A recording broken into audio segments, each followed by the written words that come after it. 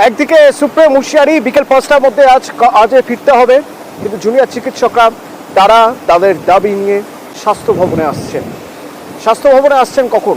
করুণাময়ী থেকে আমার প্রতিনিধি রৌনক আমার সঙ্গে রয়েছেন। রৌনক, বলতে পারবেন রৌনক কি অবস্থা, কি দেখতে পাচ্ছ তুই?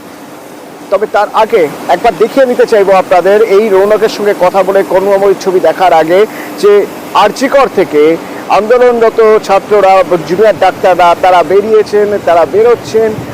আরজিকর থেকে রয়েছেন আমার প্রতিনিধি উজ্জ্বল, সরাসরি উজ্জ্বল, আরজিকরের কি অবস্থা, তারা কি বেরিয়েছেন ওখান থেকে?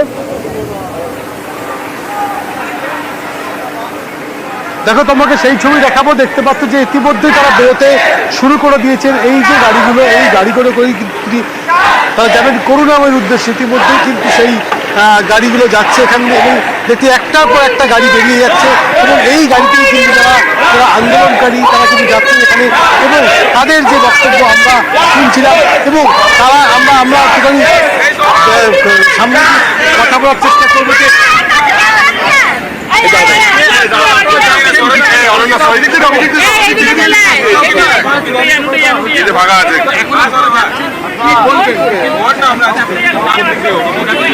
আমরা পরিষ্কার এই বার্তা দিতে চাই যে সুপ্রিম কোর্ট, মহামান্য সুপ্রিম কোর্ট যে নির্দেশ আমাদের কাছে রেখেছেন, আমরা সেই আদেশকে সম্মান জানিয়ে বলছি 5টা অবধি আমরা রাজ্য সরকারকে সময়সীমা বেঁধে দিয়েছি।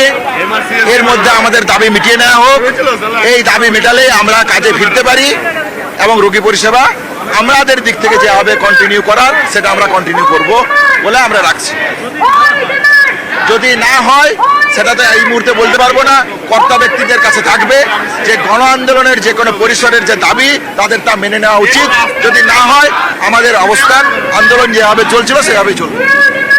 আমরা শুনছিলাম জুনিয়র ডাক্তারদের বক্তব্য, এবং করুণাময়ের উদ্দেশ্যে কিন্তু ইতিমধ্যেই জুনিয়র ডাক্তার তারা কিন্তু আরজিকর থেকে বেরোতে শুরু করে দিয়েছেন, এবং তাদের যে গাড়িগুলো ইতিমধ্যেই কিন্তু করুণাময়ীর উদ্দেশ্যে বেরিয়ে যাচ্ছে। সেখান থেকেই তারা স্বাস্থ্য ভবন পর্যন্ত তাদের যাবেন তারা, এবং সেখানে তাদের যে দাবি, সেই দাবি যতক্ষণ না পূরণ হচ্ছে ততক্ষণ পর্যন্ত তারা কিন্তু সেখানেই থাকবেন, এমনটাই কিন্তু জানাচ্ছেন। তো সেই স্বাস্থ্য ভবন দাবি পূরণ না হওয়া পর্যন্ত স্বাস্থ্য ভবনে থাকবেন আরজিকরের আন্দোলনরত জুনিয়র ডাক্তাররা।